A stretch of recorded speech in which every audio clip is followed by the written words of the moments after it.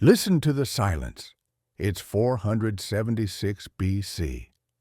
In the southern lands of ancient Greece, nestled between the mountains of the Peloponnese, lies a powerful city-state, Sparta. Who were the Spartans? Were they just warriors, or something much more? In this video, we'll move away from the battlefield and dive into the real life of the Spartan people, their families, education, social order, and unique way of life. In Spartan society, everyone had a defined place. At the top were the Spartiates, full citizens, born and bred Spartans. Next came the Perioikoi, the dwellers around. They handled trade and crafts, but had no political or military power. At the bottom were the Helots, state-owned serfs who worked the land and gave most of their produce to Spartan masters.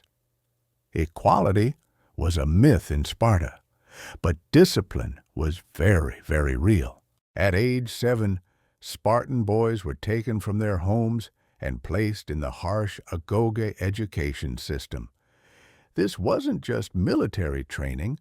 It taught them how to endure hunger, suffer silently, live in groups, and lead when needed.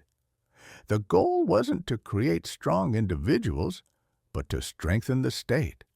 In Sparta, discipline came before personal freedom. In Sparta, women had far more freedom than in other Greek city-states. They exercised before marriage and were encouraged to be strong to bear strong children. They could own land and manage estates while their husbands were away. They were part of Sparta's strength, not through the sword, but through mind and body. The Spartans were not just warriors. They represented a way of life that shaped history. They were symbols of strength, simplicity, and strict discipline. Even today, living like a Spartan means pushing your limits. History doesn't forget them, because they didn't just fight. They lived differently. Leonidas and his 300 left Sparta. They joined forces with other Greeks, Thespians, Thebans, Corinthians. Together, they formed a force of around 7,000 men. They marched not for victory, but for freedom, to die rather than kneel.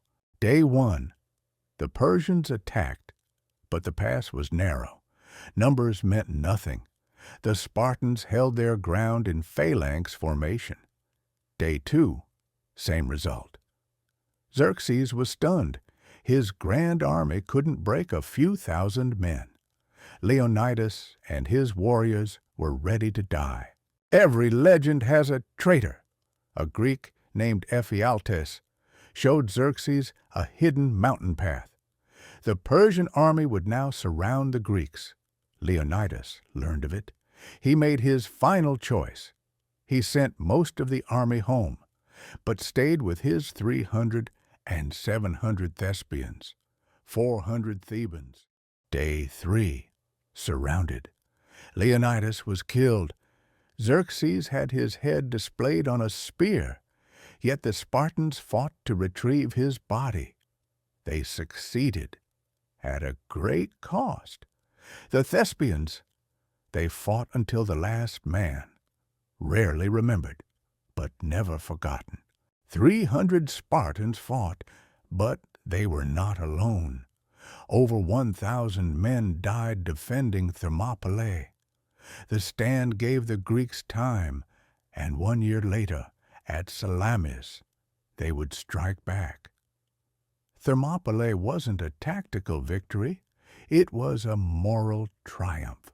Today, a stone stands at Thermopylae. It reads, "Stranger, tell the Spartans that here we lie, obedient to their laws." Leonidas' courage, the Spartans' discipline, the Thespians' quiet heroism, all echo one truth. History isn't written only by the victors, but by those who resist. This is the story of the Spartans, and if you are curious about stories like this, don't stop subscribing and press like, because now it's up to you to continue the stories. Thank you for subscribing.